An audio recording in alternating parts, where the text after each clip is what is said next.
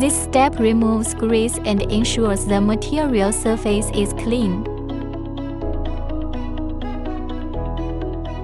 After cleaning, flux is applied to prevent oxidation and improve brazing quality.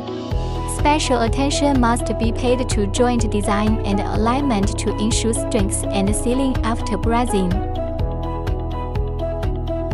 The assembled components are then placed in the brazing furnace for heating. The brazing temperature is generally controlled above the filler metal is melting point but below the base material is melting point. After brazing, the parts are quickly removed from high temperature and cooled either by forced air or naturally to prevent deformation or weak joints. The brass liquid cooling plates undergo strict quality inspection to ensure they meet specifications and performance requirements.